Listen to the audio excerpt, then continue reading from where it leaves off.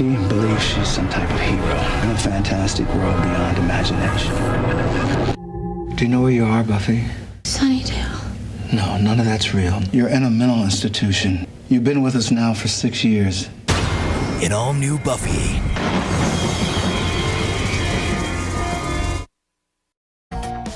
Hello, everybody, and welcome to this week's edition of Slayed Yay, the Buffyverse E-Visited Ray.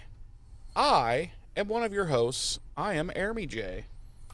I am your other host, Ames J. And this week, James, believe it or not, we are going to be straitjacketing our way into Season 6, Episode 17, Normal Again. You shut your filthy whore mouth. Okay, I will. I don't know how to quit on this anymore, or I would have quit. There should be like a little video camera icon in the bottom. If you hit that, it should turn your video off. Oh. There you go. Yeah. There you go. My. Oh my. So okay, there I'm you go. back. Now you know how to quit. I am a good quitter, I'll tell you that. But you can only, contract states, you can only temporarily quit, because if you quit for too long, John Wick. Yep. Motherfucker. James. Remember the scene in The Dark Knight where the Joker jams that pencil through that guy's eye? I thought that was his penis. No, oh my god. No? You need to stop watching your movies on Pornhub. Did I watch the Euro minutes? You watched the Euro minutes, yes. Damn it. No, my favorite Joker thing that's ever happened in any movie was the Jack Nicholson pulling out like the 3-foot-long fucking pistol out of his pants and shooting Batman out of the sky in the Batwing. That was probably the most epic thing I've ever seen. I'm still till this day a big fan of the electrocuting joy buzzer. Yes, that where the guy literally melted. Yes. Yes, that was pretty enjoyable as well. But in the gun scene, it was 1989, so I was 11, right? 89. Mm-hmm. Yep, that's how math works. Yes, I was 11. That's how math works. And I came a little bit during that scene. Oh, wow. Yeah, that was my first experience with reaching full climax. I don't know how to respond to that. Does that excite you or sicken you? It definitely doesn't excite me. Doesn't it? It doesn't. Okay. But strangely, it also doesn't sicken me. Huh. Yeah. We'll have to go over that later. Probably not. Okay. James, how the hell are you? How you been? What's new? We haven't seen each other in like what has it been like? Has it been 3 years? It's been roughly 5 years. Okay. I figured it was somewhere in the 10 to 12 year range. Yes, exactly. It has been 20 years. Yeah, that's what I figured. I thought, listen, after 37 and a half years, and I'm now in a geriatric situation, I should probably see James. Right, and I myself, when I got the message from you to hop on to Zoom here, I was like, man, I cannot believe after 52 and a quarter years, he has finally reached back out to me to pick up where we left off. Yeah, we left off like at the very end of season 6, and I was like, listen, 66 years is long enough. It's time to finish up. Yeah, and I'm in complete agreement. In fact, I said to you, I was like, I'm glad that since we did episode 16 85 years ago, that you are now reaching out to me so that we can do episode 17 of Buffy the Vampire Slayer season 6. Yeah, and I was happy that we finally got together after my third death.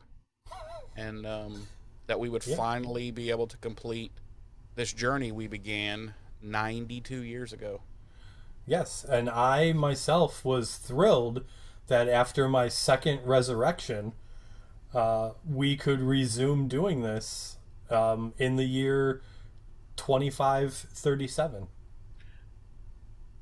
Are you Jesus? Yes. Okay.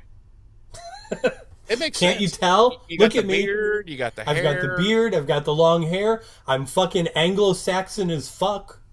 I've been meaning to tell you that with your current visage, you're giving me strong Jared Leto vibes. Really? You know who I Yeah. get? You know who I get all the time? In fact, I just got it at the DMV the other day. I had to go to the I know. I know. No, I know. I know what you're gonna say. What? Who? Bill Cosby. Yes, Bill Cosby. But I think that's just because of all the roofies I slip into women's drink. Wait, what? And you're always no. You're 24/7. You're carrying around a pudding pop. Right, I'm like, oh, let's have a pudding pop with the roofies in it. Go to sleep now. Go to sleep. I'm gonna go slide in here. What? It's not funny. Roofing women is not funny. We shouldn't joke. No, about but roofing. If we roofied each other, that would be funny. that would be hilarious. Yeah. I would rub my balls and cock on an ink stamper and then literally mushroom stamp you while you were roofied, passed out. I would smash all of my junk against like probably your forehead and have a tattoo artist come in and outline it. That's what I would do. That's way better than mine. I really thought that one out. If you can. Like, you were ready to go with it. You've thought about this a lot. Listen, we've known each other almost 30 years. I'll be honest. That's been something on my mind for about 29. Wow. Just every time we get together, just new revelations about at least one side of this friendship.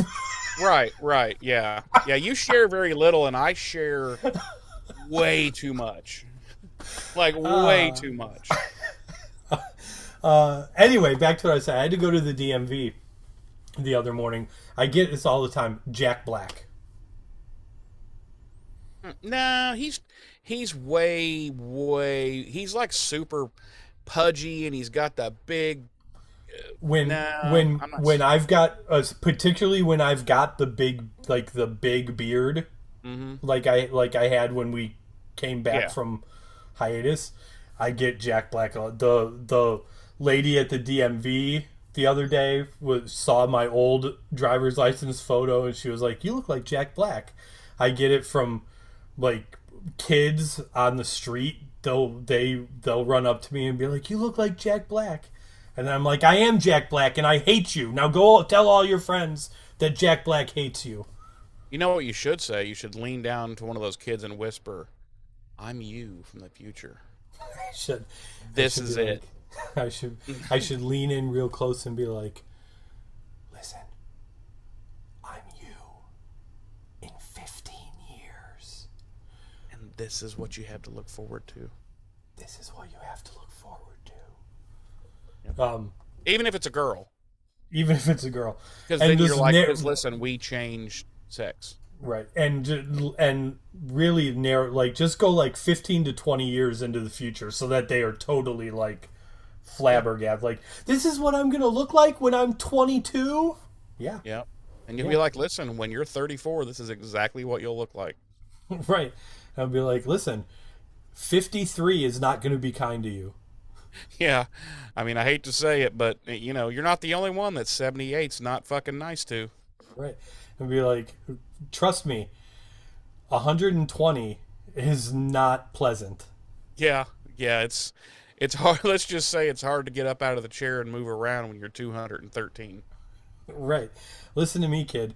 It's going to be pretty much hell on earth for you when you are 325 and a quarter.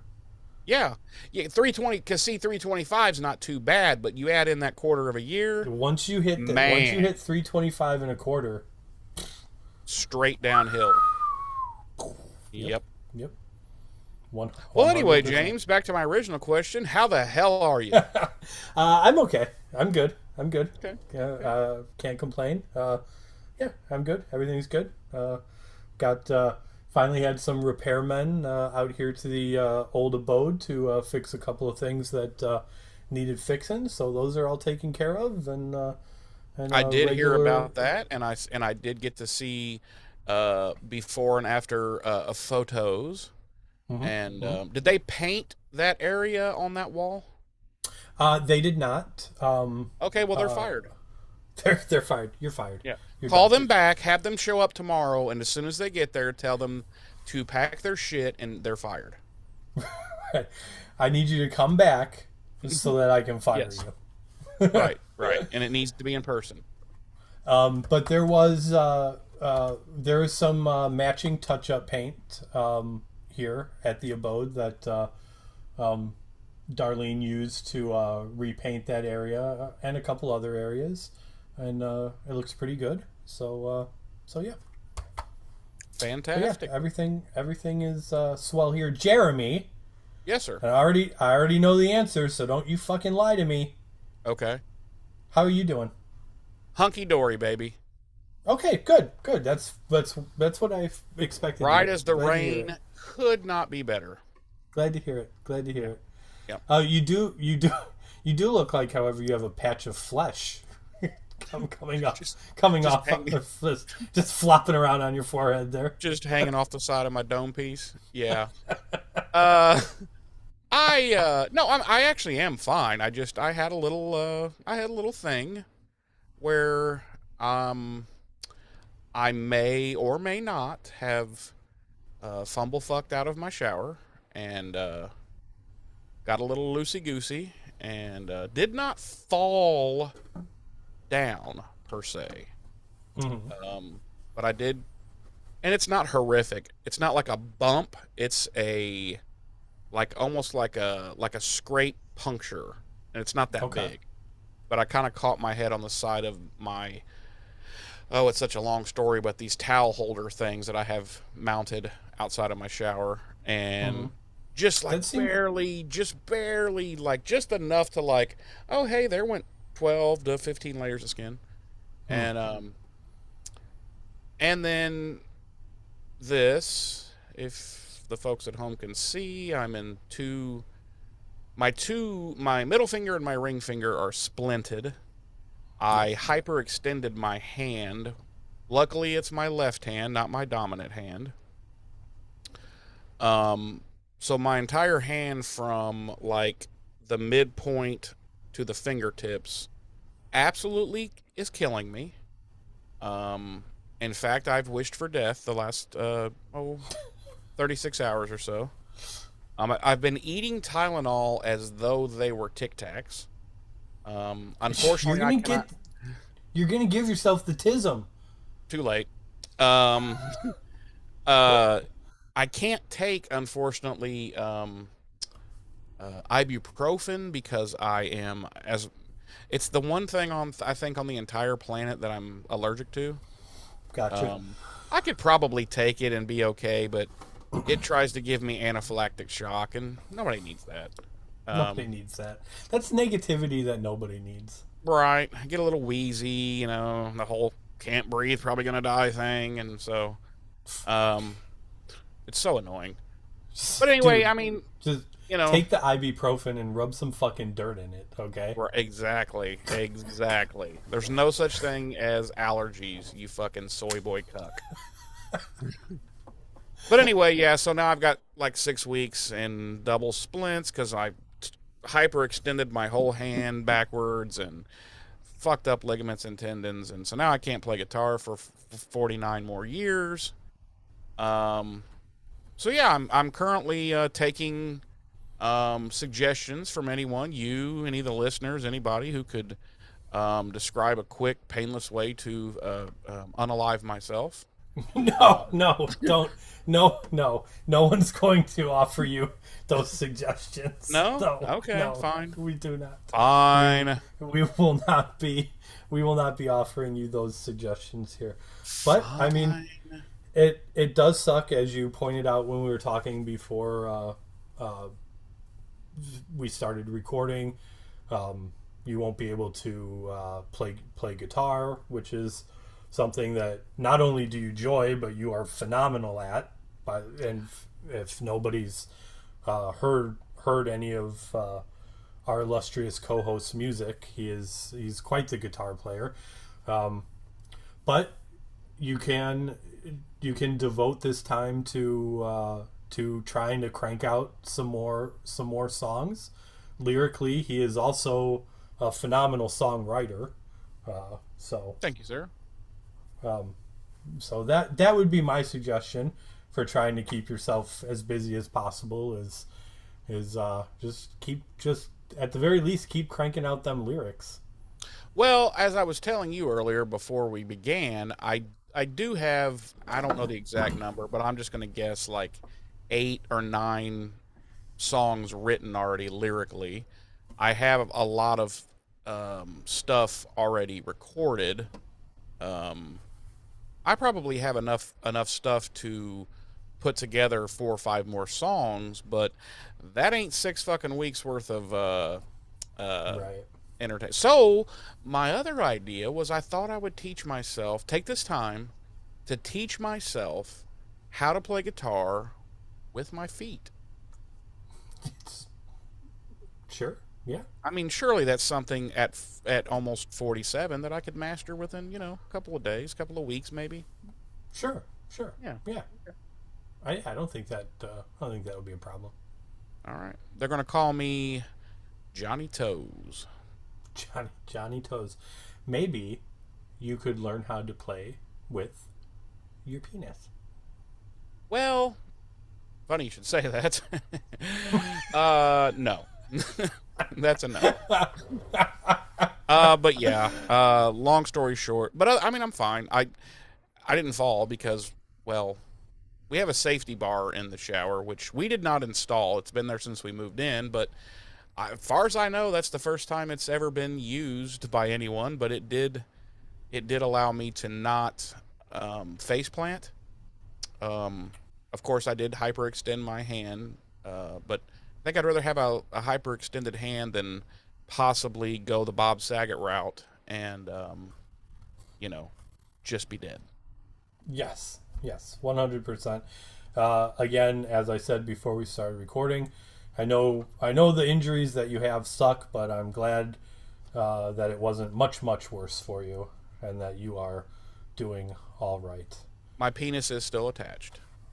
That's good. Mainly because I don't want to have to do this show by myself. Right. I'm good. God, could you imagine how boring a show and there are people out there who are solo podcasters, and yes. I don't know. I'm not even joking. Like, I don't know how the fuck they do that. I would be like 2 episodes in, I'd be like, so that cyanide's looking pretty good right about now, to be honest. Yes. Yeah. Well. Anyway. Shall we move on to discussing this week's episode? Nah. Let's just call it a show. We're 19 minutes in. That's good enough. Okay. Yeah. We'll see you here back next. Jeremy, you do the wrap up. You normally do it. You take it. Ba-da-ba-da-ba-bum. Go fuck yourselves. Go fuck yourselves. Wait, what? No. That is so unnecessary. That is. Why would you even do that? Right? Jeremy, what a piece of shit. Don't. Hey, God, James, I have a suggestion though. Is it to go fuck myself? No. Oh. How about you fall out of the shower and give us some dates and deets? My bathroom is so small that if I fell out of the shower, I would probably crack my skull on my bathroom sink. Well, I mean, I don't have my bathroom is not like huge or anything by any means. We probably have the same size bathroom. I don't know. It's not large. It's like my penis, it's not large, but it does its job.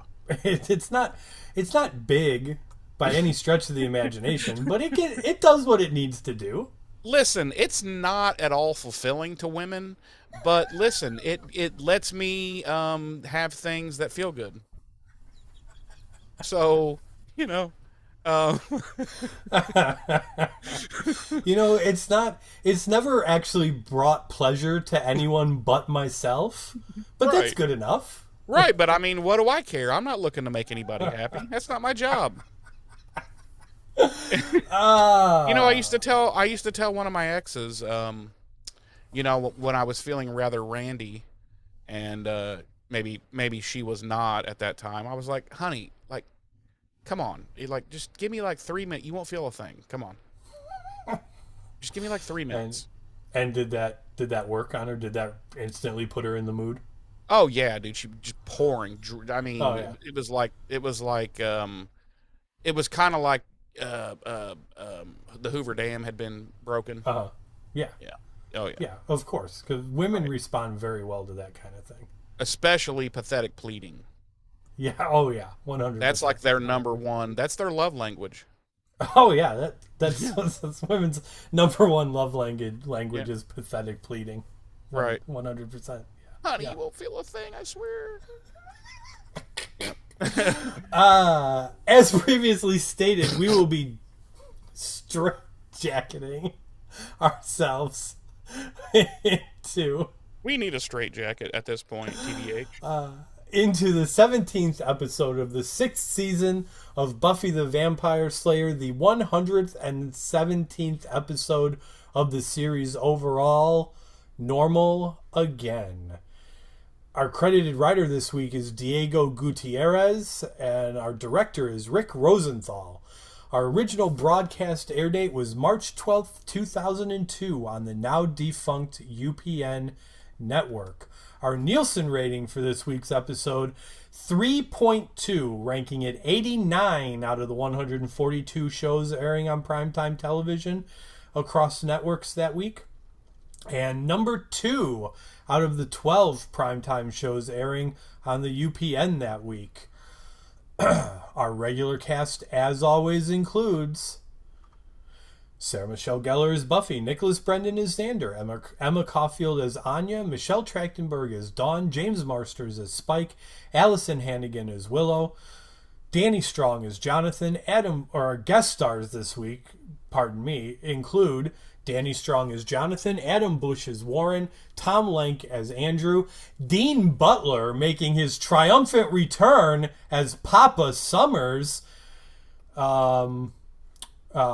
Michael Warren as the Doctor, Kirsten Nelson as Lorraine, Amber Benson as Tara, and Miss Christine Sutherland making her return as Mama Joyce Lehour Summers. Yes. Summers. My episode synopsis this week reads... Where did it go? Reads... A demon's venom causes Buffy to hallucinate, convincing the Slayer that she's a normal girl in a mental ward, that her parents are alive, Dawn never existed, and her Slayer life is a delusion. Well, technically, her father is alive, and Dawn isn't real, so... Mine reads... After Buffy is stung by a demon, she begins to have vivid daydreams about a mental asylum. She gradually begins to believe that she is a crazy girl back in L.A., and that Sunnydale and all of her friends are just a figmentation of her imagination. That's good. I like yours. I like mine too, but I think I might like yours better. Normally we do. But, well, normally you do. I don't know. I don't know about this whole we thing. But so we open, and Buffy is trying to find our trio of big bads this season. And she's got a list of what appears to be newly rented homes. And she gets lucky and stumbles upon their hideout, and we see that Warren has spotted her on one of their many cameras, and Andrew proceeds to proceeds to summon a demon that quickly attacks Buffy. And, Hilariously, I might add. yes. He has the Ricola horn. Yes. I was like, what kind of demon is summoned by a Vivazula? Yeah, he came up. He was chewing a Ricola, and was in, for some reason, full lederhosen. Yes. Jonathan, Jonathan had fallen asleep apparently again on lookout, watching the security cameras. But yeah, so Buffy they mentioned how they stay 100% of the time completely in the basement. Nothing is upstairs. No lights are on. Nothing is up there. Yes. So yeah, that's and Jonathan. Jonathan, it basically says that the reason he keeps falling asleep is because he hasn't gotten a decent night's sleep since they accidentally killed Katrina.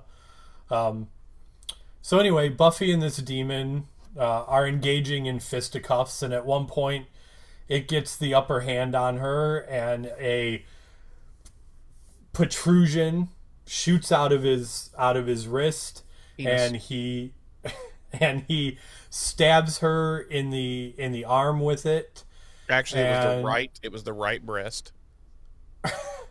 And Buffy is suddenly in a mental hospital where she is being held down by two orderlies who are giving her some sort of shot. And that is our cold open. Wolf Howl. Roll credits.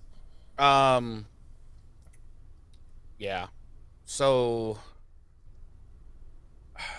okay, before I start, sure. The whole, so she's got this list in her hand at the beginning of the episode. It's newly rented whatever properties or whatever. And I'm like, where is that info? Is that from newly rented stuff in Sunnydale.com? Yeah, 100%. And okay, so that's all just public record for everyone to know.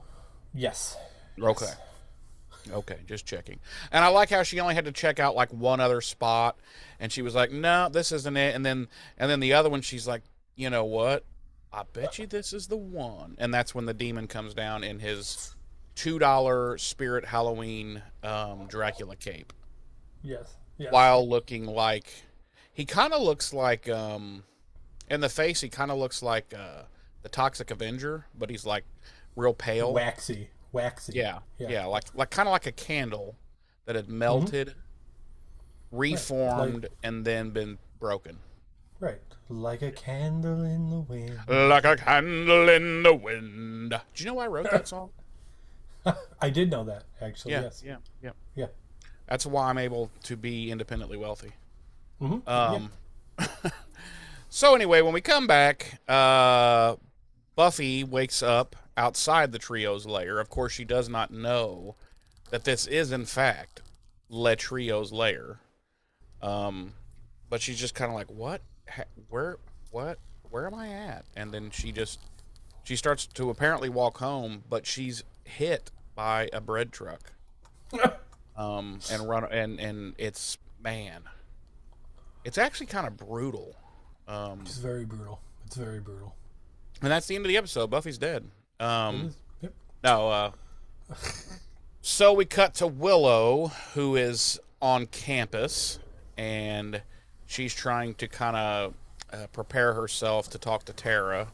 She's kind of working up the Le Courage and how she's going to greet her and all this stuff. And then classes start letting out, so she goes rushing into the hall, smiling and goofy, waiting to run into Tara. Right, so I've never talked to any of my exes again after we broke up. So, Yeah. so I'm just curious. Is it this awkward to like talk to an ex after you break up? I am in the same boat as well. Maybe like when in our young school days when you couldn't not see certain, but like to like talk and hang out with them. Yeah, I've never done that ever with an ex ever, literally. I don't know. I personally would completely avoid the situation, but Willow is still pining for Tara, so That's she true. is trying to, you know, put her best self forward and try to get Tara back in the satchel, so to Yeah, speak. that's true. Yeah, yeah, you're right. Yeah. I mean, I've never been in a situation where uh, I wanted to get back with an ex like Yeah, after we broke up. So yeah. Generally speaking, even if I wasn't the one that did the breaking up, no, well, no, 100% of the time, I never wanted to get back with that person. right, right. So I was always like, "Hey, there's a so and so, bitch," and you know. Yeah. Anyway, Oh well. so yeah, she gets out there and she waits and she sees Tara coming out of a class and down the hall and a little bit off to the side, and she's all happy, like, "Oh, there she is." And then this other girl walks up to Tara, and they kind of like exchange a few words, and then this girl just like straight up kisses Tara, and like, and Willow's like, "You fucking whore," And and she relapses just immediately. full magics. Just she like force Sith force lightnings this bitch, and she's like Yep. ultimate power. She's like, unlimited power! And like fucking Tara's like, "Arr!" And yeah. Yeah, But hey, yeah. whores get what they whores get. That's right. Whore's gonna get what whore's gonna get. No, but she does it's like she just immediately turns around and almost runs off. She's like, Right. like crying. And the thing is I'm too, like it's not like it's the kiss isn't like a kiss. It's like a friendly kiss on the cheek. well, again, Euro minutes. So I saw full on French kiss, like they were groping each other. They were twisting each other's nipples, and they were just like, and I mean that's what I saw. Oh wow. But no. No, that's not No? that's not what the rest of us saw. Okay. I'm willing to bet. Okay, fine. I guess it was just a little peck on the cheek.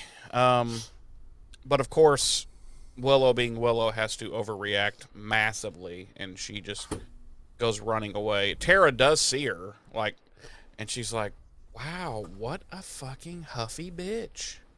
She's like I was starting to think maybe I might miss her, but I don't I think don't. so. I kind of feel like I kind of feel like maybe she's a little melodramatic, and maybe I'm better off without her. Maybe I'm better. I haven't been attacked by a demon or Right. any sort of monster for like Right. for months now. Like I finally got rid of that case of the clap. I mean, shit. Maybe it's time to just call it a day with this chick. right, right. No, but anyway, so she does not chase after her. She's just like, okay, weird bitch. Then we cut to the old double meat palace, which, okay, I don't know. I won't say that. We cut to the double meat palace, and Buffy is having flashes again. Like, she flashes back to a mental hospital, and then she kind of flashes back to reality, and she sees this doctor that says, it's time for your drugs, and she's like, what? And then she's back in reality, and it's actually the manager chick who's like, I would swear if I didn't know better, I would say you were on drugs. And I was like, what do you mean if you didn't know better? You don't know Buffy. She could be a hardcore fucking heroin addict for all you know. Right, right. Like, Maybe the double meat palace does random drug testing. Yeah, I don't think that's a thing. I really just don't think that's a thing. No. Oh. I think this is just poor writing. So, but Buffy's all kind of like just spacey and kind of clearly not right in the old dome. So it's probably rabies, and she needs to be put down. If It I'm being is honest, most likely it's rabies. right? Uh, so then we cut to Willow and Buffy. They're talking about and we're back at the. Are we at the? Yeah, we're at the Summers house. Are we at the Summers house? We're at the Summers house.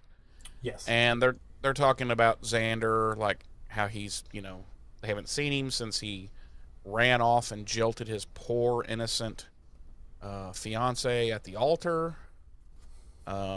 Neither one of them are willing to call a spade and say, like, this guy's a fucking piece of shit. And maybe, like, we've known he's a piece of shit for 6 years, Will. Maybe it's time that for our own mental health and our own, souls, that we cut this piece of shit out of our lives once and for all. No, neither one of them are willing to do that. They're just like, oh, we're so worried about Xander. Poor Xander. Zandy Wandy, I wonder where he's at. At which point he shows up. He literally just comes in and he's like, hey. Like he either rang the doorbell or knocked, but like he didn't wait. He just like ding dong and he just walked in. Right. And it's like, oh, well, yeah, just come on in. We could have been in here naked and scissoring on the dining room table. And you just come on in. So I'm just saying. Why wouldn't you lock the front door before you do that? Well, here's my thing. How come no door in this show is ever locked?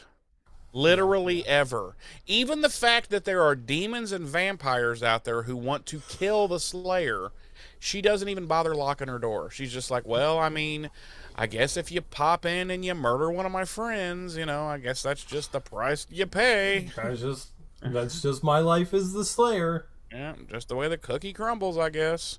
Bum, Anyway, bum, bum, bum, it's just Buffy. bum, bum, bum, bum, bum, bum.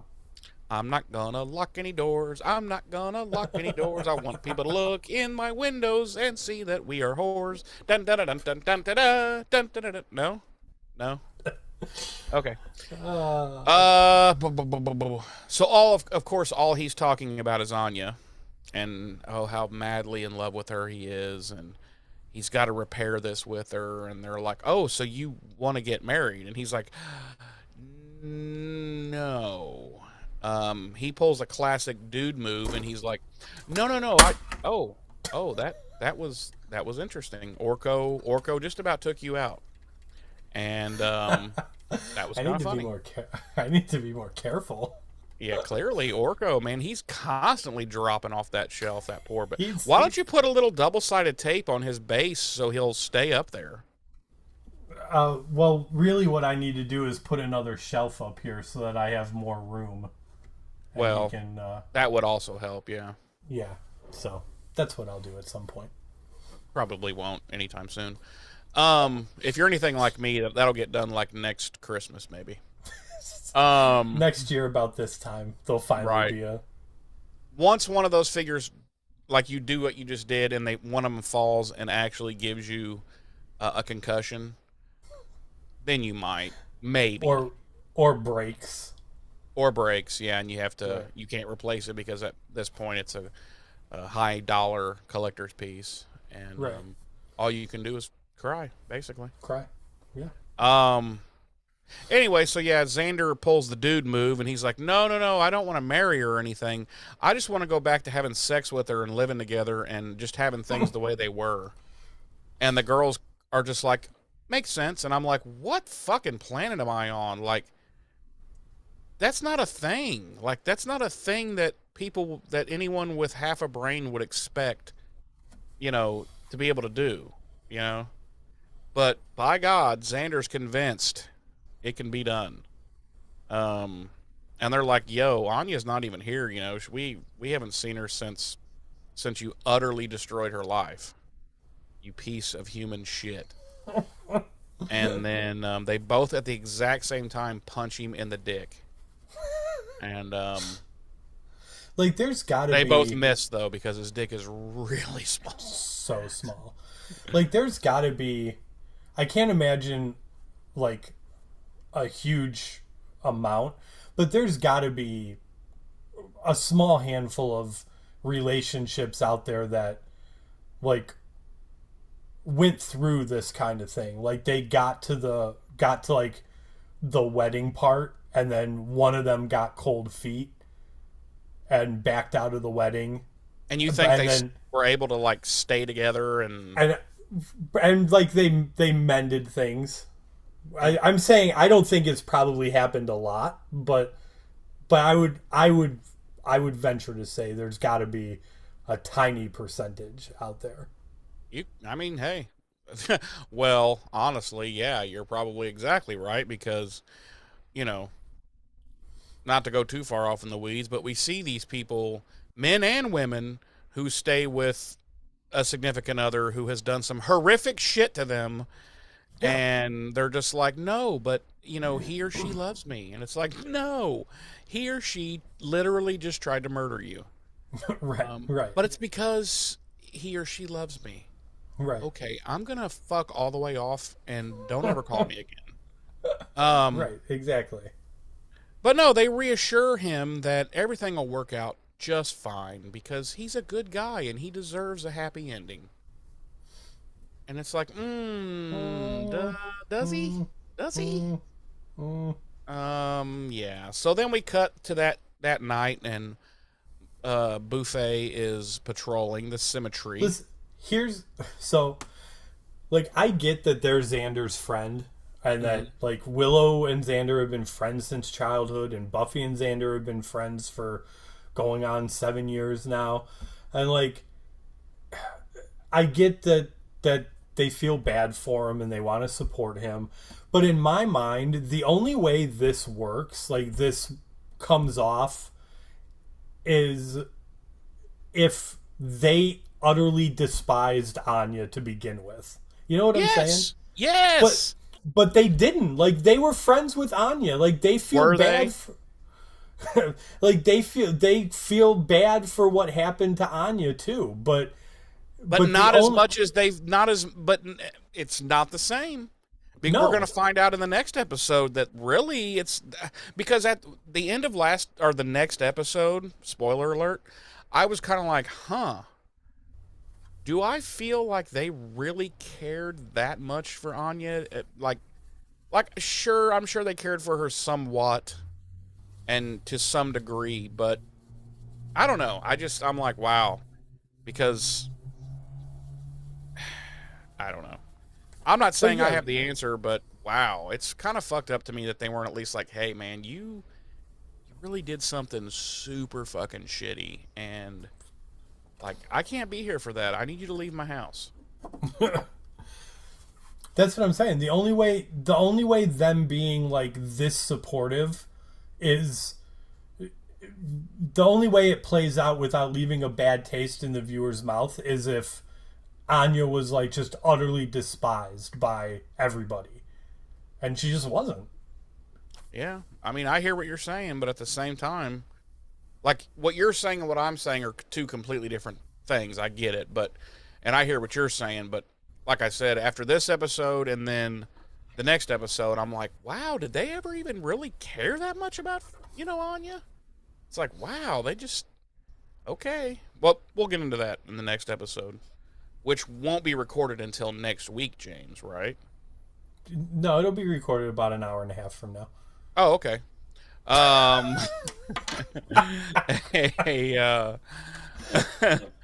So where did I leave off? Oh, yeah.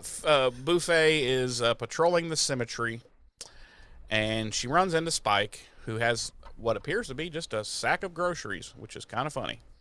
I don't know what kind of groceries a vampire needs, but he may have been out of milk. Let's be honest. He might have been out of milk. I'm pretty sure there's a carton of cigarettes in there. Oh, well, of course. I mean, those are the most important things for a person. You need to keep milk for your chocolate milk, and you need to keep your smokes. Yeah. There's nothing else worth living for. Let's be honest. It's the only reason I'm still alive. let's see. So yeah, Spike was unaware what had happened at the wedding, and she kind of fills him in, and he's like, "Wow, what a piece of shit." And I'm like, finally, it takes Spike to be the one to say, "Wow, that's pretty fucking douchey." Yeah. You know what I mean? It's like, wow, okay, so Spike is now our moral compass. Then Xander, fuck, I don't even remember how he ended up getting there.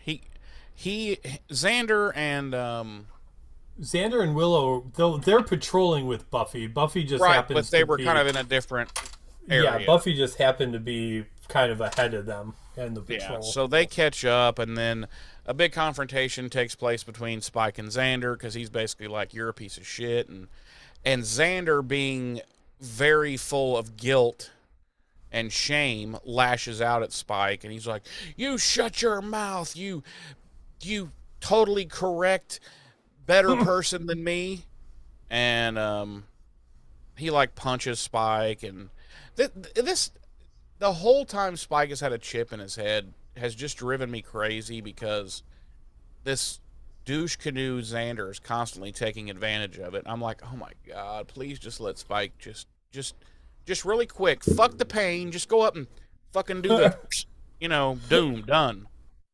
But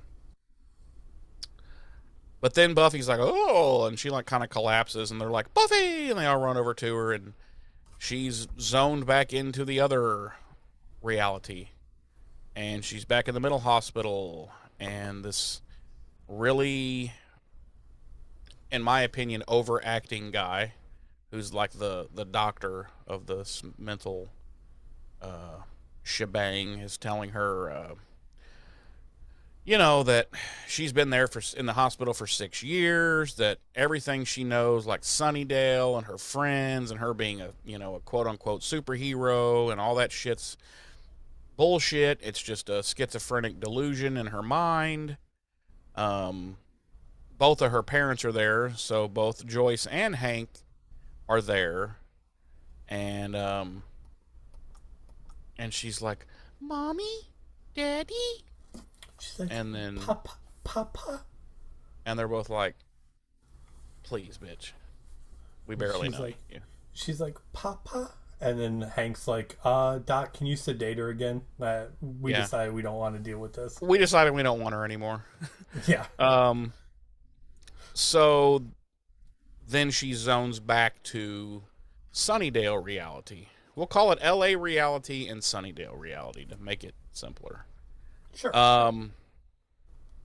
You know what I found interesting is that the doctor never did say if Sunnydale's a real place. He just said you're not there, like that's all made up stuff. Anyway, pointless. We get back to Willow and Xander, picking up Buffy off the ground when she comes back around, and Spike's like, he goes over and he's like, all right, come on, let's get her back to my crypt. And Xander, he's like, fuck off, Spike, we'll take her from here, she's our friend.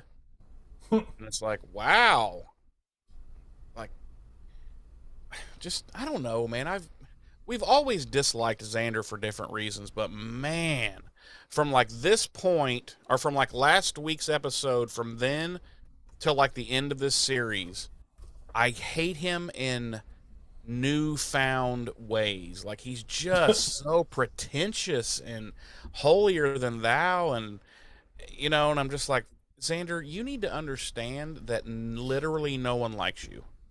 And you should unalive yourself, frankly. You should just go jump off a cliff. Yes. One that's only about 30 to 40 feet, so that you don't instantly die, but you die slowly.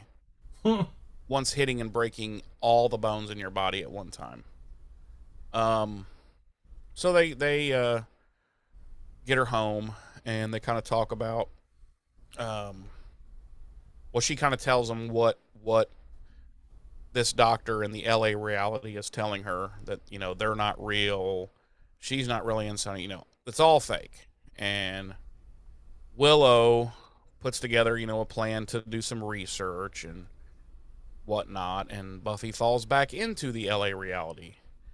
And the doctor is explaining to Joyce and Hank that she's been catatonic these past 6 years in a deep schizophrenic, you know, tarred out, whatever you want to call it.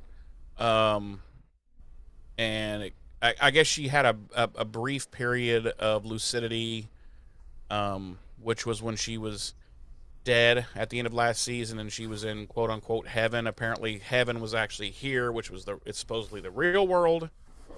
And then her friends pull, it's actually very cool the way they have intertwined all this stuff. Like this Gutierrez guy that wrote this episode, 2 thumbs up. Yeah, we're not doing it justice, which no, is we're okay really not. Because presumably everyone that's listening has watched the episode, so they know that. Yeah, and if you haven't watched it, and you for some reason listen to us before you've watched the episode, what are you doing with your life? Like, that's not the way this should work. You should always watch the episode, then watch us. Right, because it's the way they intertwine the LA reality and the Sunnydale reality is really good, and the LA reality when they're offering psychiatric rationales for like the events of the last few seasons of Buffy, like Jeremy just said, like she was lucid for a period of time, and that coincides with the end of season 5 when she died, and then she went back into a catatonic state, and that coincides with the beginning of this season when she was resurrected, and he talks about fighting gods and monsters, and so it's done very well. Can I continue? And listen, SMG acts the fuck out of the LA reality scenes.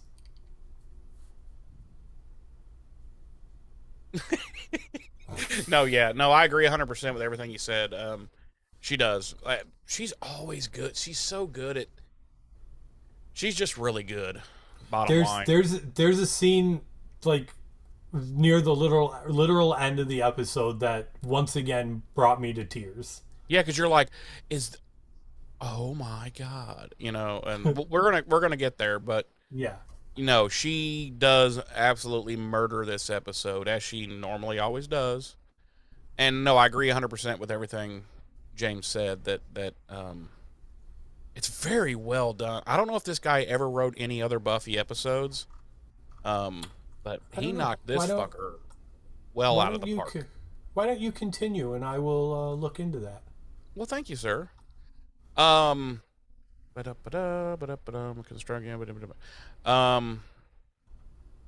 was quick. Nope, this is the only episode he wrote. Damn, it's a good one, man. It's a good. Well, at least he went out on top. I'll say that. Right.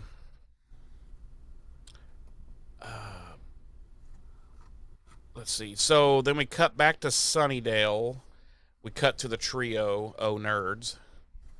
And Warren and Andrew are just getting back to the old lair with like some boxes and stuff, and Jonathan's like, yo, what the fuck? Like, where have you fuckers been? Like, like you didn't even tell me you were leaving, and they're just like, well, we had to get some stuff for some what's going to be going on here, and they basically won't tell him what the hell they've got, and he's like, what the fuck? Why am I here? Why haven't I turned you fuckers into the police yet? And then he goes to try to leave, and Warren's like, well, where are you going? And he's like, well, I got to get stuff too. And he's like, oh, but you can't. And it's a really weird scene. The scene's really there to, I think, show that there is a wedge, continuing to form here in the group. It seems to be Warren and Andrew on one side, and Jonathan kind of out on his lonesome, and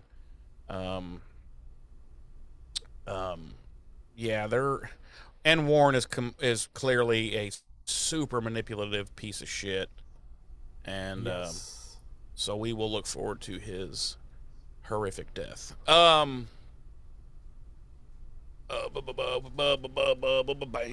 Oh, we cut to Willow and Buffy back at the Sumer's house. Willow is showing Buffy a picture of a demon that she found. And why don't you take it from there, James? Tell us all about it. Pronounce that demon for us, word for word. It's a Glargolgoshmeshnik. Yes, exactly. Yeah, I know. Buffy says that is the demon that they keep saying stung her, but the fucking demon stabbed her. Like, yeah. It's not like it was this little stinger that like popped into, like, just kind of broke the skin. It was like this long ass skewer. Yes. Yeah, it was like a shish kebab skewer. Yeah, and and he fucking jammed it into her. Like, and as soon as he stabbed her, she was like, "Oh!"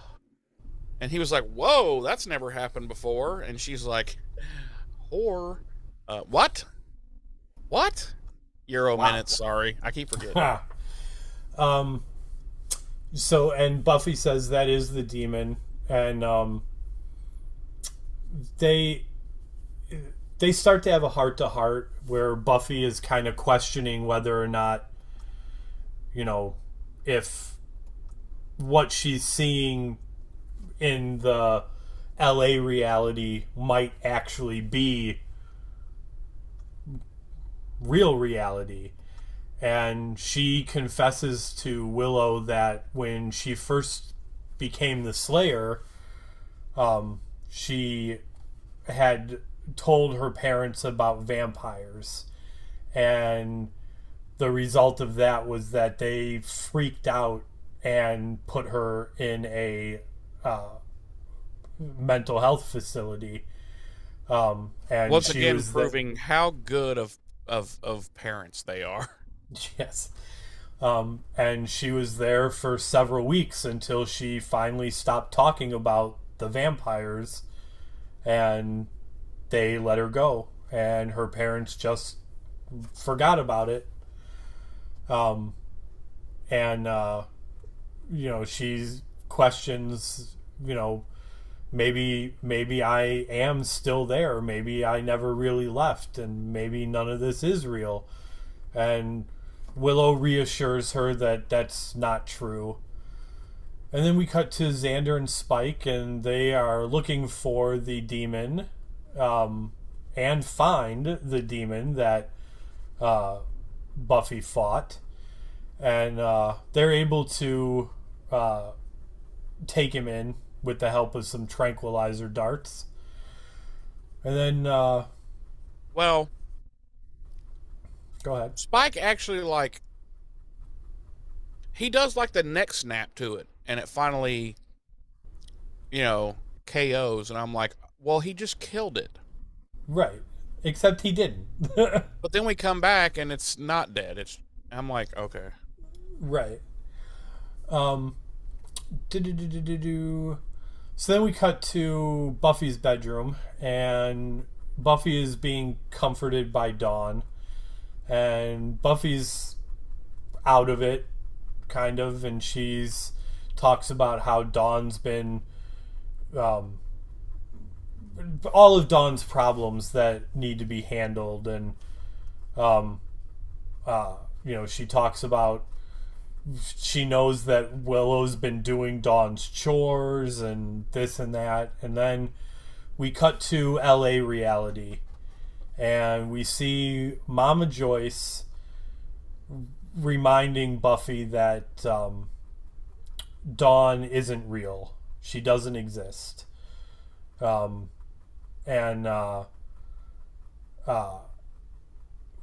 in Sunnydale reality, we see Dawn is realizing through Buffy talking that she's not there. Like, Dawn's not there in the LA reality. And of course she throws one of her emo belly aching fits, and I'm not there, am I, in your perfect reality? Yeah. Because yes. Being in a fucking nut house is her perfect reality. Thank you. 'Cause she says, you've made yourself an ideal reality and I'm not part of it. And I'm like, well, yeah, that's totally the ideal reality I would make for myself. Right. Yeah. And of course she storms. You don't need. I knew you didn't love me. And she storms out. She goes, well, so she has to have some private time so she can cut her shaft. Wow. So then we cut to Xander and Spike, who are manhandling the demon into the Buster's basement, where they chain it up, and Willow busts off a piece of its, or makes it, protrude its shish kebab stick, and she busts it off, and then leaves to go make an antidote the old-fashioned way, using chemistry instead of magic. Chemistry with a little dash of bullshit. So then we cut to later in Buffy's room, and Willow gives Buffy the antidote in a big old mug so she can drink it.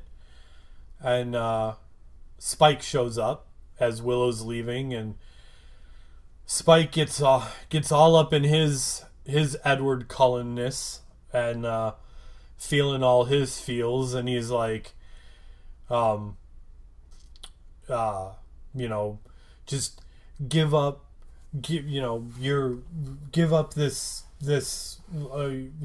life and come have peace with me, and if you don't tell your friends about us, I'm gonna do it. And when he leaves, Buffy turns around and pours the antidote into the garbage.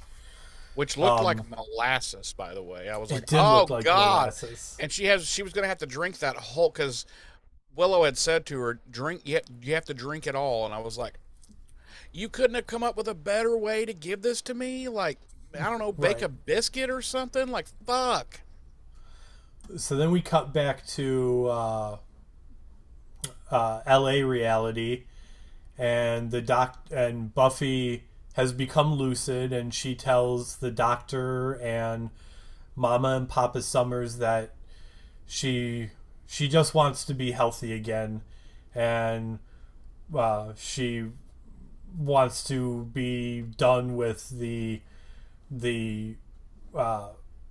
thoughts of Sunnydale and everything there. And they tell her that she's going to have to do whatever's necessary to separate herself from those elements that keep drawing her back into that fantasy world, in order to be truly healthy. And we cut to Buffy and Willow in the Sumer's kitchen, and what's going on there, Jeremy? Massive fire. But it's only burning up Xander, so everybody's like, I can live with it. Yeah, it's fine. No, Xander does show up at the house, and, no one's there, no one's answering him. And, he walks into the kitchen, and there's Buffy, and so, he starts to talk to her about, Spike and Spike's obsession with her and blah, blah, blah. And then just out of, nowhere, while he's, midway talking, she just fucking houses him with, a fucking, a frying pan. Yes. And then he's like, what the fuck? And then she's, choking him a little bit. And I'm like, yes, fucking yes! That's fucking murder him, murder that son of a bitch! Murder that son of a bitch! Murder him! Kill him, Buffy. You know you want to. Kill him. Finish him! And then you popped in the side of the screen. You're like, toasty!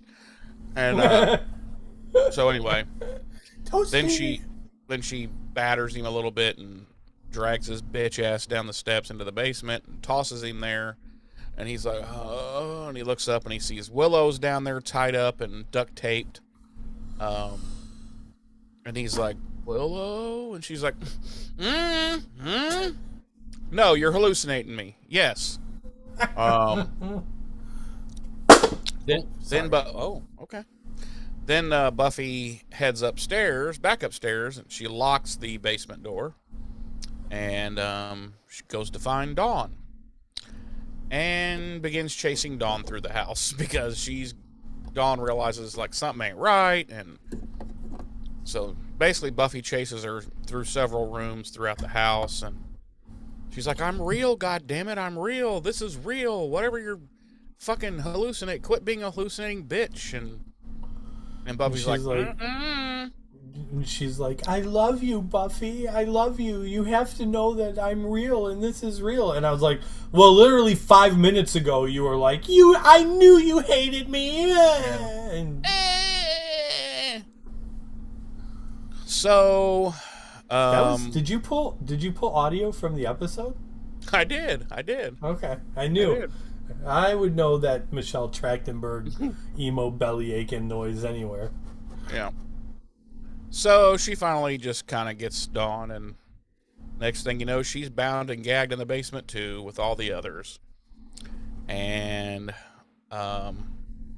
and by the way, as we've said, the demon is also down there with them, chained up. Yes. Then we cut back to L.A. reality, and the doctor is urging Buffy, he's like, just make it easy on yourself, and just do whatever you have to do, but make it easy on yourself, mentally. So she cuts back to Sunnydale reality, and she's like, I guess she decides, well, the easiest way, I can't murder these motherfuckers. I'll just unchain the demon and let him do it for me while I watch. Yes. Which she does. Yep. And that's the end of the episode. They're all dead. They're all dead. And, not just the end of the episode, the end of the series. No. We'll carry on with Buffy in LA reality. It'll just be every day. She's just crazy. Those episodes are fun. They're literally going to be like 5-minute podcast episodes because it'll be like, Buffy took her medicine. That's the end of the episode. Hey, Buffy didn't defecate in her gown. Right. And this week's cold open, Buffy was well behaved, so she got a brownie with her dinner. Yeah. And the final scene, Buffy made a poopy in the toilet.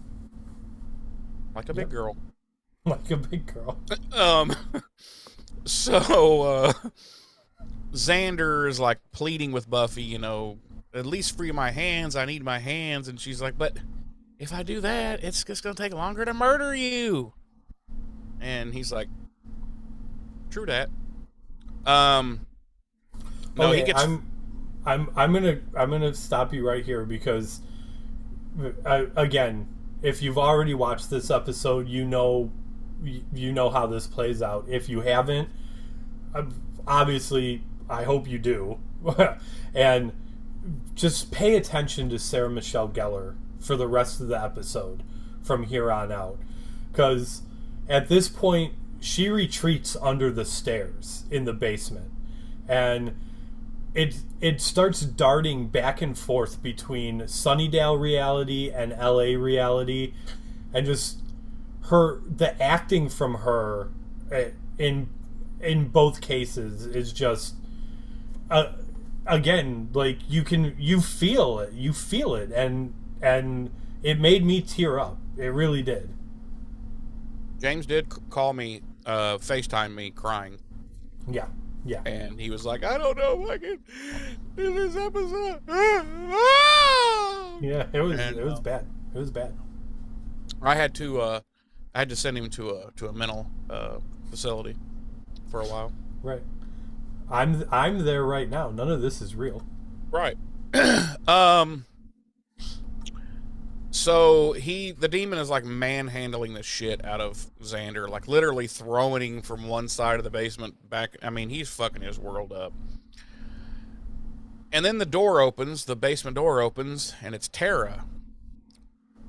And she does a little woogity-woogities, which frees Willow and Dawn. And so now they're all kind of getting chased around by the demon, because as Tara continues to come down the steps, Buffy reaches up between the steps and does the old foot pole on her, and She falls down the stairs and breaks her neck and dies. So Tara's now dead. No. No, but we cut back to L.A. reality, and Joyce is talking to Buffy, and she's like, you know, you gotta fight. You know, I know you have the strength to do it, and, you know, against the harshness of the world, and you have to fight because you have people here who love you, and we just want you back, and, you know, we just blah, blah, blah, blah, blah, and then... And Buffy in the LA reality, like, she's all, like, huddled up in the corner, and she's, like, banging her head against the wall. I'm not kidding. Yeah. This isn't just, like, Jeremy and I being, you know, how we are. Our normal selves. Like, right. Yeah, she's, like, all, like, hugging herself, curled up in the corner, and hitting her head against the wall, imagining what's happening in the Sunnydale reality. And this is when I started to get teary-eyed. I was like, this is awful, and she makes it feel so real. Yeah. And then she kind of they're in the LA reality. She kind of becomes lucid, and she, you know, looks at her mom, and she's like, you know, thank you for, you know, thank you and goodbye. And her mom realizes, fuck, she chose that reality. And then she just kind of goes into in the LA reality, she just kind of goes into, shuts off. And we go back to the Sunnydale reality, and she's like, my friends, you know, what am I doing? And so she comes out from underneath the stairs at that point and becomes the old Buffy and manhandles the demon pretty fucking easily. And she fucking punches him in the chest. Like, I thought, ooh, she's gonna, like, because her hand goes into him, and I'm like, oh shit, she's about to pull the heart out and do like the thump thump thump thump. But no, she just basically just punches a hole into him, and that kills him. So she's like, yo, you need to make that antidote again, like super fasties, before I, you know, try to kill you all again. Before I try to murder all of you once again. So they're like, roger that, sister. And, we cut back to the LA reality. And Buffy is still sitting in that corner of the room, and she's completely unresponsive, catatonic again.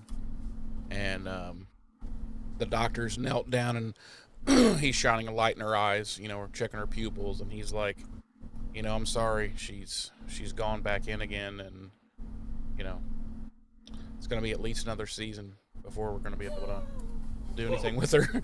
And nobody's like, yeah, she's gone back into the fantasy. And Hank and Joyce embrace and celebrate, because they're like, fuck, we did not want to take care of an invalid. No, they embrace, and, you know, they're very sad and, you know, crying and upset and whatever. And that is the episode. One kind of interesting behind the scenes tidbit, at a 2013 Comic-Con, Whedon was talking about this episode, and he mentioned that while he was writing for Astonishing X-Men, he wanted to include a scene where Cyclops, who, anybody that doesn't know, Cyclops' real name is Scott Summers. What? Yeah. He wanted to include a scene in one of the issues of Astonishing X-Men that he was writing where Cyclops would make a reference to a female cousin of his who had been sent to a mental institution because she believed she was a demon hunter, but he couldn't find an appropriate place in the storyline to fit it in, so he never got to do it. Jeremy. Yes, sir? Would you like to play everyone's favorite game, Body Count? Yes, I do want to play that game, and I'm going to say just the demon one. You would be correct. Boom. Well, I've been on a Uh, hot streak lately. you have been on a hot streak. I would almost think maybe you're like keeping track or looking it up, but I don't feel like you want to put that much effort into things. No, exactly. You're giving me way too much effort. No. Our music this week, as always, the original score by Little Tommy Wanker. Jeremy, Yes, sir. will you please tell me, on our sliding scale of 1 to 5, how many demons do you give this episode? Well, James, on our sliding scale of 1 to 5, I give this episode 5 Mixnick Nickel Flick Demons. 5, baby, for the first time in... I don't even know if I gave anything a 5 last season. I don't recall, but it's been a while. It's been a while. It's been a while. So, yeah. How long's it been? It's been 1 week. Oh, 1 week since you... Never mind. Yeah, it's a 5, baby. It's a fucking 5. There's literally nothing to complain about in this episode, which is why this episode of our show is probably a little bit shorter than normal, because we didn't have shit to tear apart. I can't recall, honestly, I can't recall anything that just absolutely aggravated me. It's everything you want in a Buffy episode. Not even... Maybe it's a little morose because, you know what I'm saying, Dude, but it's not even everything you want in a Buffy episode. It's everything you want in just a good episode of TV, period. it's everything you want in a relationship, honestly. It's... Other than the mental institution. Excuse me. No, it's phenomenal. Like I alluded to this during, saying, wow, I don't know who this Gutierrez guy was, but he wrote the hell out of this episode and just made it. It's just, dude, like, really good episodes like this, I have trouble. Like, it's much easier for me to just rip something apart than, you know what I mean? So it's hard to really put all this in this, but it was just a phenomenal episode. It had a little bit of humor. It had everything that it checked all the boxes of a phenomenal Buffy episode for me. It lacked nothing. It suffered from nothing. If anything, I would have loved to have seen this be like a 2-parter and really delve into this. Yeah, it's that damn good. And as I've said before, for me personally at least, if I give something a 5, I consider that an episode that is a must-see for this television program. And I definitely consider this a must-see episode. It's just that fucking good. The acting is phenomenal, which it always is, but I mean that doesn't mean we shouldn't bring it up, Right. I mean, for a television program, it's just fucking phenomenal. You're right. Like, the acting is always top notch on this show, but there's times where, like, it just really like, this is kind of a perfect example. Just a few episodes ago, we had some pretty heart-wrenching stuff with Xander and Anya. And none of it brought me emotionally where certain scenes in this episode brought me. And that's not to say that Emma Caulfield or Nikki Brendan aren't phenomenal, a phenomenal actress and actor. It's just that sometimes this cast just brings it to a next level, and 9 times out of 10 that's going to be SMG or Allison Hannigan or Ash. But yeah. Jeremy's just sitting there nodding. Would you like to wait till your turn to talk about all that? Thanks. No, so yeah, I mean, I've said pretty much what I have to say. It's a 5, and there's just a lot less to say for me when it's a 5. It's just like, you need to see this episode. This is a must see. And after you give your synopses, James, I want to talk about one last thing about this episode. So I think it might be the same thing I want to talk about. So yes, I'm sure it is. So yeah, it's a 5 all the way. Must see. It's must see TV. It is must see TV. James, I'm just curious because I really don't have any idea. On our sliding scale of 1 to 5, how many clear shish kebab skewers do you give this episode, and tell us why? I give this episode 5 shish kebab skewers.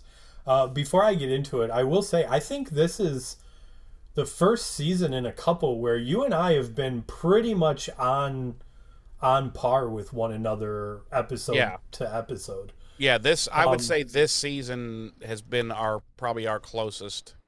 Yeah. Yeah. Yeah, man, it's a 5 for all the reasons you stated and I've already stated. There's nothing wrong with this episode. It's this David Gutierrez guy, I don't know why he didn't write for this show before. I don't know why he didn't write for this show afterwards. You know, I don't know, but yeah, the writing was top five. The acting, like we already said, the acting on this show is always phenomenal, but there's times where certain casts just really bring it to the next level. Like I was saying before, like I won't say I didn't care or I didn't feel for the characters in the events of Hell's Bells, but man, it wasn't anything like I felt for Buffy in this episode, particularly in those later LA reality scenes where she's really struggling with, you know, what do I do? Like these are my friends, but I don't know if they're real. And you know, when Joyce is giving her the pep talk and like, you have so much strength and you can fight it and there's people that care about you, and she just looks at her and she's like, I know, thank you, goodbye. And you can even, to Christine Sutherland's credit too, like you can see the immediate, like, just the sadness. She realizes immediately she chose them, you know? Right. And just the sadness that takes her over, that realizing that she's lost her baby, you know, forever, potentially. It's just, yeah, at man, least it's for a so season. good. At least for a season. Like, it's so good. It's so good. It really is. And then even to a lesser extent, like, it's done in subtle ways, but to a lesser extent, the characters kind of struggling in their own way with the idea that maybe they don't actually exist, you know? Mm-hmm.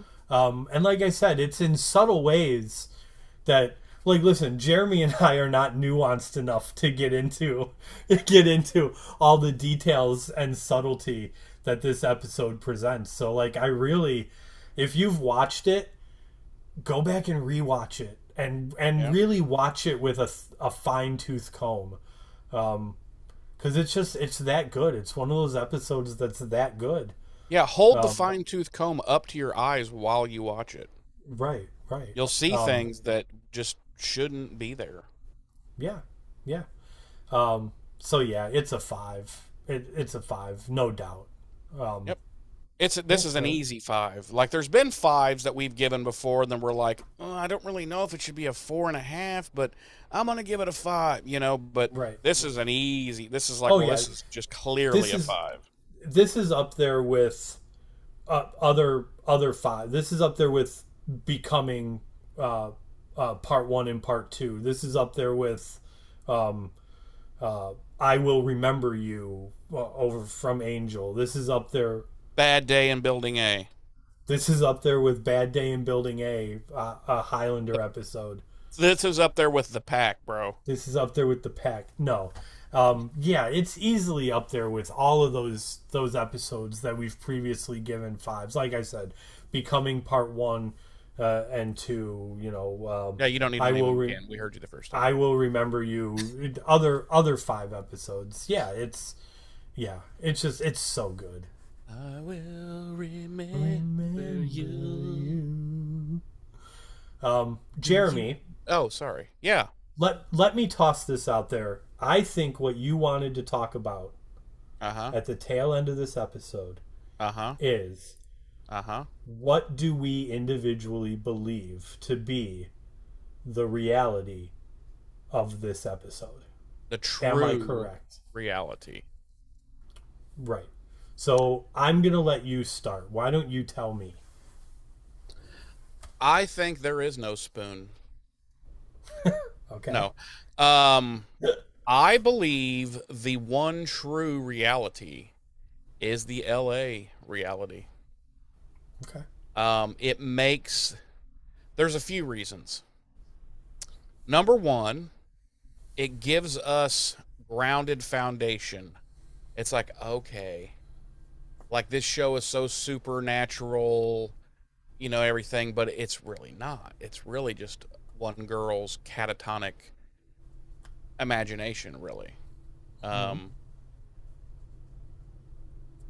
to me, the biggest thing that says LA is the real reality, they show that final scene to end the episode where they go back to the LA reality to show that she has chosen the catatonic state and her quote unquote friends there and her life there. And we see, you know, the doctor like, damn it, you know, we lost her again. And you see her parents, you know, their pain and everything. And I'm like, well, see, if this was just solely induced by the venom from this demon, we wouldn't get that scene. We wouldn't need or get that scene. It'd be like, whew, glad I'm back to the real world, you know? So I feel like that's a purposeful... Well, I'm not saying I feel like it's purposefully put there to tell us LA is the true reality. I think it's purposefully put there so that the conversation can be had. Oh, and yeah, 100%. And that people can decide, maybe that is... But in my mind, in my world, I like to think that... Buffy's just a crazy bitch. Buffy is just a crazy bitch.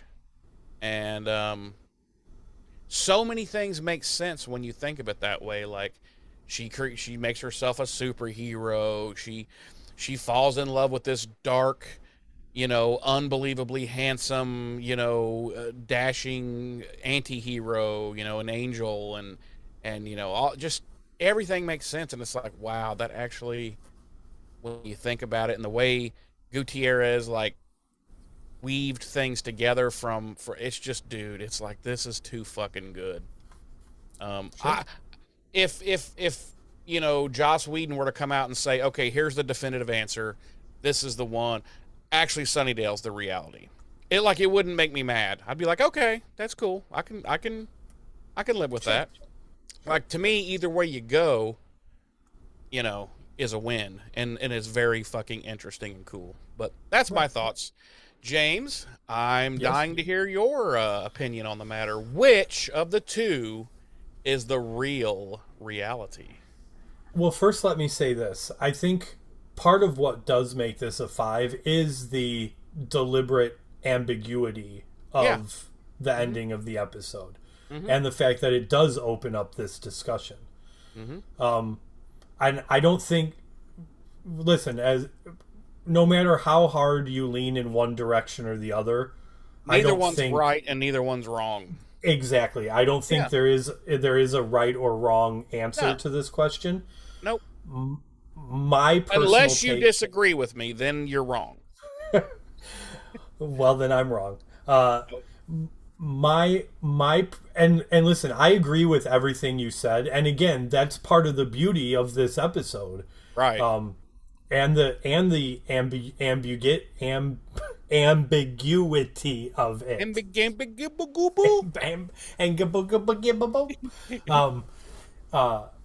But I choose to believe that the Sunnydale is the real reality. Okay. I was hoping that you wouldn't agree with me so that we could see the other point of view. And I lean in that direction because being such a fan of what the show is and the themes and, you know, the girl empowerment, the not just the female empowerment in general of the show, and even though, yes, we have tons of examples and we've called out numerous times before what terrible friends Buffy and they all are, like, one of the one of the overlying themes of the show is friendship, the power of friendship and all that kind of stuff. And I think if you then turn around and go, well, the reality of it is she's just a delusional girl in a hospital, then what are we saying with the show? You know, like, absolutely, that's a very valid point. Then you're taking away that female empowerment that, you know, that and all those other things. I'm Donald Trump now. Well, I don't like that. If ever there was a time to unalive yourself. Yeah, I think if you and again there's no wrong or right answer, like, but I think if you do take that perspective that the LA reality is the real reality, then yeah, what are we doing with the show? What are we saying with the show? What are we doing over here? Right, exactly. So that's my take on it. I choose to believe that Sunnydale's the real reality.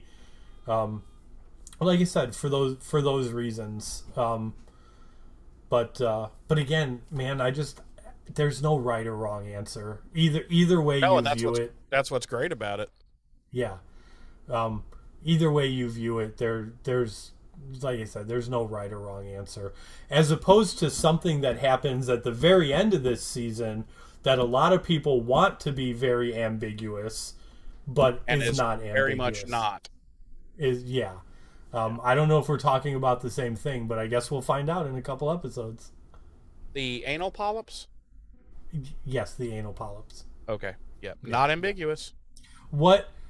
So just so I can get an idea, the thing that you're referring to, what episode does it happen in? You talking about for season 7? No, I said there's something that happens at the end of season 6 here that is not at all ambiguous, despite how people want to argue that it is ambiguous. Oh, for some reason I was hearing season 7, thinking season 7. I don't. The Willow Xander thing? Okay, he's shaking his head, but he's also choking to death on a penis. Possibly a pubic hair. Sorry, I started having a coughing fit. Gotta quit smoking so much, man. Yeah. No, nothing with Willow and Xander. Something that happens with another character. But clearly we'll talk about that when the time comes. Maybe.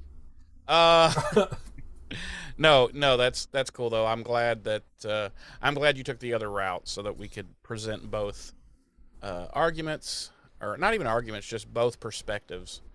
Right. And and at the end of the day, we can agree that I'm right. So Yeah. Um, Listen. 3 months from now, when we're looking back at this, we're gonna be like, you know what? It doesn't even matter that James is right. yeah, I agree. I mean, listen, 11 months later, everybody is going to have time to have seen this and be like, oh yeah, definitely Jeremy's right. Right. Like, listen, in a year and a half, people are gonna be like, you know what? Like, obviously James is right. Yeah, agreed. Agreed. They'll look back in 2138 and they'll be like, wow, that guy Jeremy, man, he was on top of some shit and he really got it. And that poor James bastard, he just couldn't see the forest for the trees. Right. Yeah, 100%. In 3535, when Wow.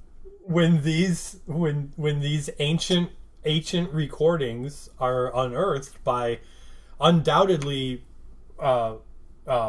archaeologists from another planet, Yep. human archaeologists from another planet, because we will have since terraformed another planet and moved off Earth. Several, in fact. Right.